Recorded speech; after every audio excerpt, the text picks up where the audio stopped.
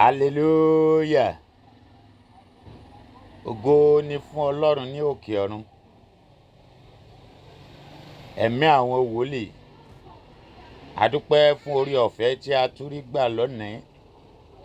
A yìn ọ́ fún àánú àti ààbò, ìpamọ́ àti àlàáfíà.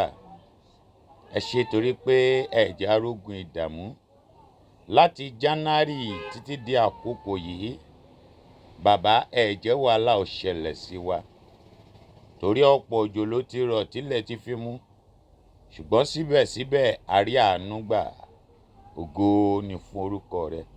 Olúwa gbọ́ ọpẹ́ wa o. Nítẹ̀sẹ̀ dáríjì. Bàbá, èyí tó kù kí ọdún yìí parí, jẹ́ ká fi ayọ̀ parí ẹ̀. Tọmọtọmọ, tayátayá, tọkọtọkọ, tọ̀rẹ́tọ̀rẹ́, tọmọ ìjọ, tàwọn alábàárìn gbogbo, tàwọn alábàáṣiṣẹ́pọ̀. Olúwa má jà àfẹkún parí ọdún yìí ní orúkọ Jésù. Ayọ̀ rẹ ni kó jọ wà nínú ayé wa. Kínú wa kó dùn. Nígbà tá a fi kí happy new year, kánáyọ̀ káyìn ọ́. Gbọ́ Kristi aláṣẹ ọ̀run. Jésù Olúwa wa. Àmín. Mo kí gbogbo àwa ọmọ Ọlọ́run pé a kú oṣù tuntun. Àlàáfíà Ọlọ́run yóò máa wà pẹ̀lú gbogbo wa o. Lórúkọ Jésù. Orúkọ mi ò yí padà.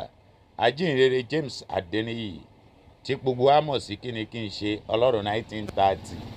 Mo tún wá ń fi àkókò yìí pé gbogbo wa sí ètò wa ọlọ́dọọdún, èyí tí ó máa ń wáyé ní ọdọọdún December 25. Ọjọ́ ìbí Jésù gangan, òun ni salvation is free.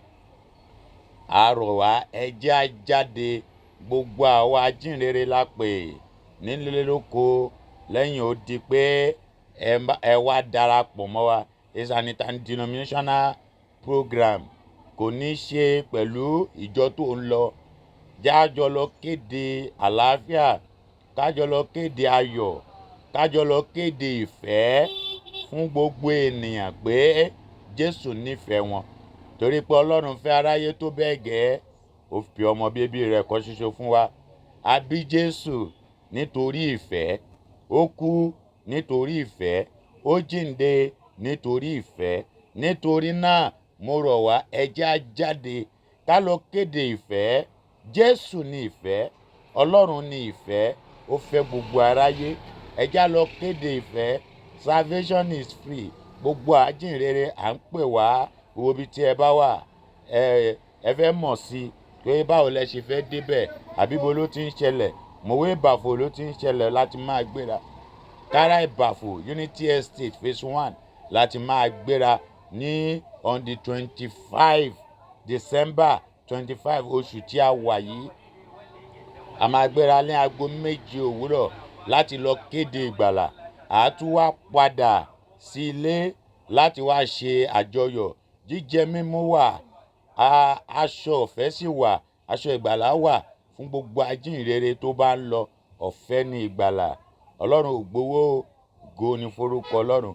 Torí à ń pè wá lọ́mọdé lágbà, gbogbo àwa tá jẹ́ ajínrere, ó yá ẹ jẹ́ á lọ kéde ìgbàlà. Yóò dára fún wa. Inú wa dùn. Jésù Olúwa wa. Àmín. God bless you. God bless me. You are invited. We invite you all, both small, both big, both rich, both poor. Let's go and preach the gospel. The Lord bless you.